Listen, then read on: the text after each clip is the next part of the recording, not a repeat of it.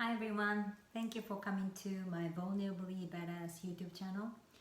Today is March 8th, International Women's Day. Happy International Women's Day.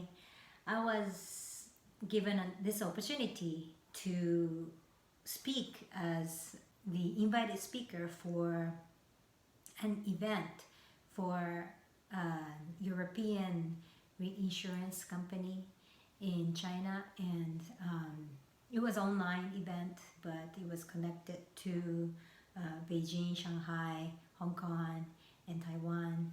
And I talked about unconscious bias, and I'm really honored and really thankful that I was able to talk about the topic and also a little bit introduced about myself.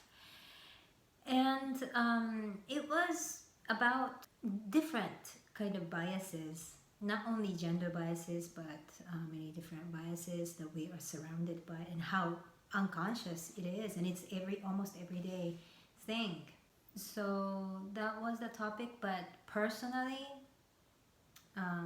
what I kept thinking about is how much these biases are internalized in us as women.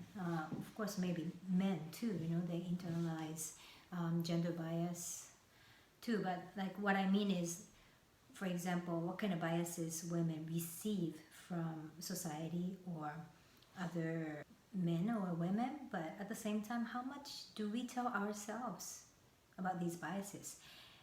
For example, I was thinking about myself. I always think about myself. Getting married showed me about this bias. I don't know if I should call it bias or values. And going through divorce also taught me about what kind of biases or values that I have. And in my case, because of my mother, who had to work very hard, because my father wasn't really, he didn't have a stable job, and he wasn't a company employee or anything. So he was a more physical laborer or taxi driver. So, and he was kind of job hopping all the time. He couldn't commit to one job for a long time. So my mom had to own a restaurant, or in the end she had to be a bar hostess and keep drinking. And in the end, she suffered from liver cancer, and she didn't die from liver cancer, but she suffered a lot from liver problems. But anyway, so the message I was getting since I was small from my mom was that women's happiness depends on what kind of man you get married to. And she kept saying, to mommy, you have to study and you need to get married with educated men, because your father wasn't educated, I wasn't educated, your father wasn't educated, so I end up having an unhappy marriage. So that was the message I was getting as a small child. And that wasn't the reason I was interested in studying. I just loved learning new things. So the motivation of study comes from somewhere different. But when it came to getting married, it influenced me a lot. And for my mom, of course, the generation maybe plays a big role, and also the culture where she came from, from Korea and Japan. She said being a housewife is the most happiest thing a woman can be, because you have this dependable husband. He takes care of you, and you don't have to worry about money. You just worry about home and kids. So I really had that as my value, and I thought that was very important. And I really wanted to have a very functional family, because my family was dysfunctional. So I truly believed that the key is to find a dependable man who can take care of me, then I can be a happy person, happy woman. But then after I got married, and when we got divorced, I learned that the bottom of the issue, from my perspective, I don't know if my ex-husband agrees or not, was this value that I had. I was pushing my value to him, and I was always wishing that he would be the main source of income, and he would be more successful than I am, and he would be more financially stable, or so that he can take care of me, that I don't have to worry about getting a stable job. And I even remember in my graduate school when my advisor asked me, okay, Tomomi, what do you want to do after you get a PhD? I say, it doesn't matter, as long as my husband, back then my ex-husband, gets a PhD and he get a job somewhere as a professor, I will go anywhere and I will do anything. I don't know if I need a PhD or not. I might not need it. So that was the mentality. And then I understand that when my ex-husband said, he had a lot of pressure and he couldn't really rest at home because I was giving him pressure, like, you have to get a good job, or you have to get a job. It took him a kind of long time to finish PhD too, but and then I got a full-time job first, not as a professor, but I was supporting him to get a PhD, and that was stress for me. I felt like, am I doing the same thing as my mom? I am bringing the bacon, and I am not supported. I am not taken care of. So, but when I went through divorce, I thought that was the bottom of the reason, and that was, I thought, was wrong. I don't know, I can have different values. Each individual can have different values. I'm not saying what I found out about myself is the right answer to everyone, but I think what was wrong was I had that value and I was forcing that to him. And I feel that is very gender biased value. I mean, you can say it's traditional value, but more and more I feel like gender or role bias that I had. Okay, husband should be this and wife should be this, and we weren't really looking at what we wanted as a couple and really discuss. But this unconscious bias, or whatever that I thought was a common sense or whatever is important, I was pushing those values or bias to him. So, and I mean, he might had similar kind of bias too, and we weren't maybe conscious, so we didn't have any way to discuss. So that wasn't the direct reason for divorce, but I strongly believe that was the base of miscommunication, mistrust that led to divorce. So after divorce, I had to go through all the values and beliefs and bias that I had about marriage, or being a wife, or even a girlfriend, or being in a relationship, and unlearn and relearn.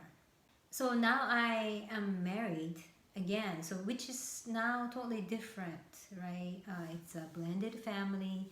My husband experienced his divorce too, so we learned, big life lessons from our previous divorce, and now having this blended family.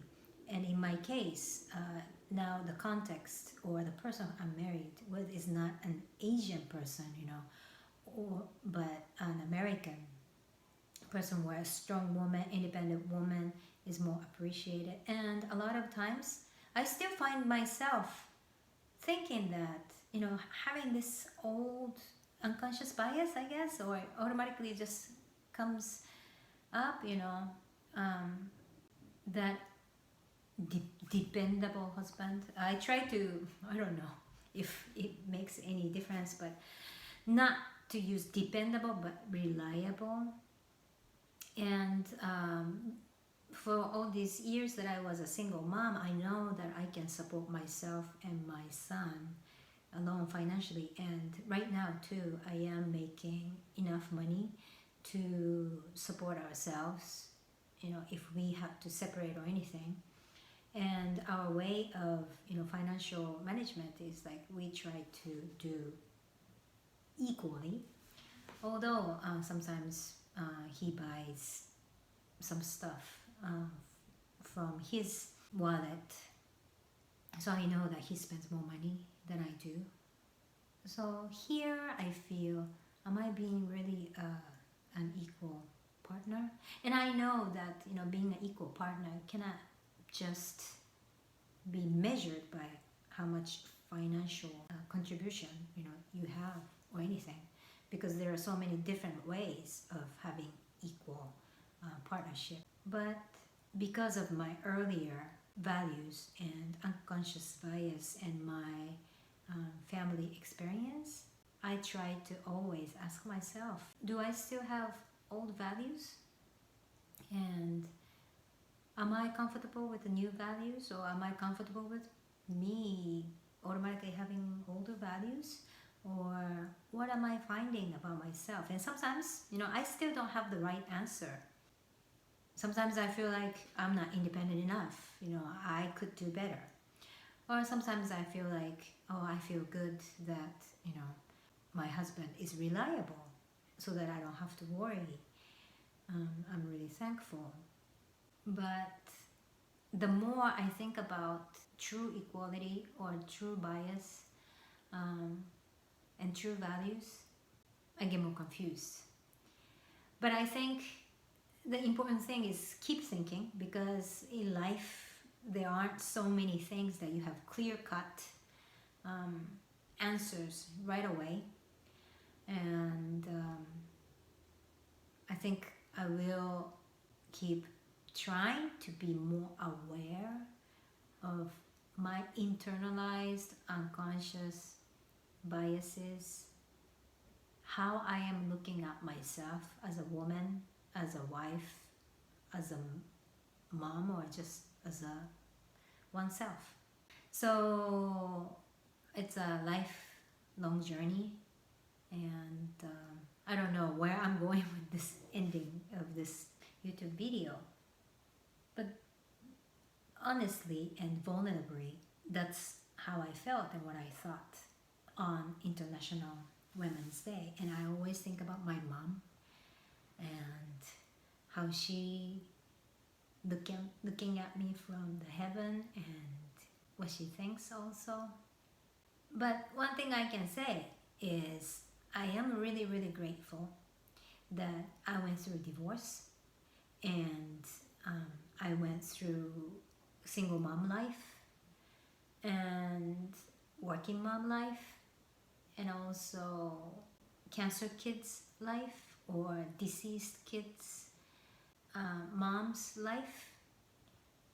At least that I can relate to many people, and I try to be less biased in these areas because I found out about how I was biased or not aware or conscious about those people who are in this position. So I truly believe that my life is helping me to understand different people's positions in the society, and I truly believe that is helping me with building my coaching presence for others, and that will affect my coaching when I work with clients. So yes, so I guess today's message was, it's really important to stop and think about what kind of biases you have, of course, to others, but to your own self, and how paying attention to your own internalized biases will help you to learn and grow. So thank you so much for coming to my YouTube channel. And I want to ask you about what are your own biases about yourselves, and what do you learn from that? Okay, thank you for coming to my YouTube channel. And once again, happy International Women's Day. Have a nice day. See you next time.